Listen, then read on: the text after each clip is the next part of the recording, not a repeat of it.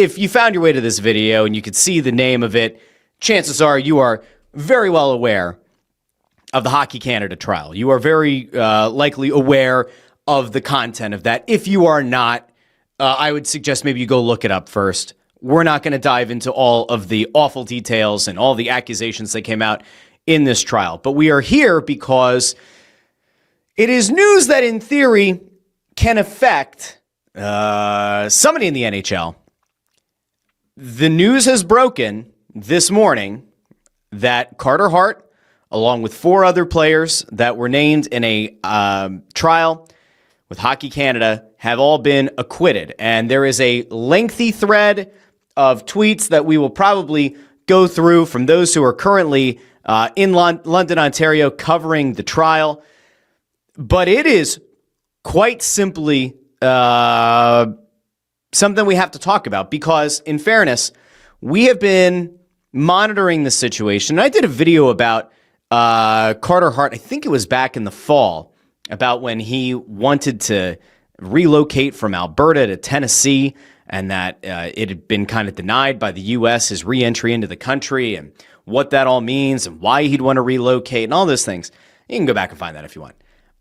And that video was kind of done from the perspective of this is a guy who has serious allegations against him. I said the word charges in that video. It was allegations, but you get the point. He's been acquitted. 4 other players have been acquitted. What that ultimately is going to mean, I don't know.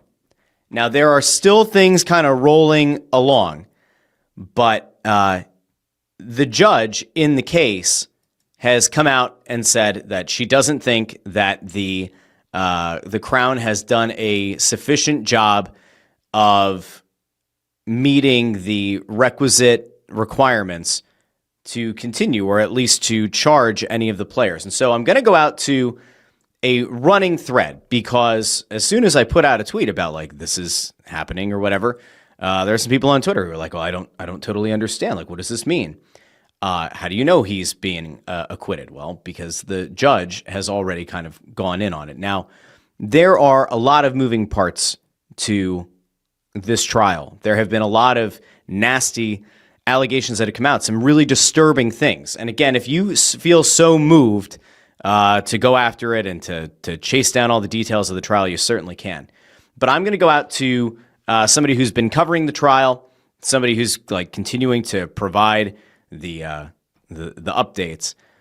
But there has been, I'm going to go out to, I think Rick Westhead had a bunch of the most recent details. But the judge apparently has said there's not enough to convict. There's not enough here to continue. So let me see if I can pull the most recent thing. She apparently has gone out and said to the jury that, or to the assembled public, that there will not be, I guess, further charges. So the biggest thing is that the judge has claimed that the accuser, EM, was found not credible and that her testimony was viewed as not credible. Now, what you make of that is up to you. There have been things that have kind of been outlined along the way about it not being, some evidence potentially not being admissible. There was the mistrial early in the proceedings where the jury was thrown out. Then you had the judge ultimately was going to be the one who was going to make the decision. It was no longer going to go to a jury. Hockey Canada verdict. The judge has recounted each player's testimony, apparently found Carter Hart's testimony to be very credible and believable. He was the only player to take the stand, which was interesting. Also recounted the lawyer's closing statements. The judge referred to trial testimony about the night in question, claims that the accuser, EM, appeared to be sober. McLeod's Russian team says he'd be welcome back if found not guilty. The judge says she did not find the complainant's evidence credible or reliable. That's where we're at right now.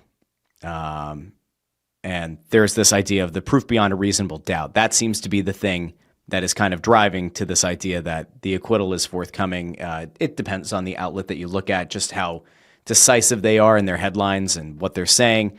New York Times is running something about how the judge doesn't find the accuser's evidence to be credible or reliable. All of this means that if you haven't met the onus of proof by the Crown, you're effectively acquitted, unless something is really going to change here, which it does not appear to be.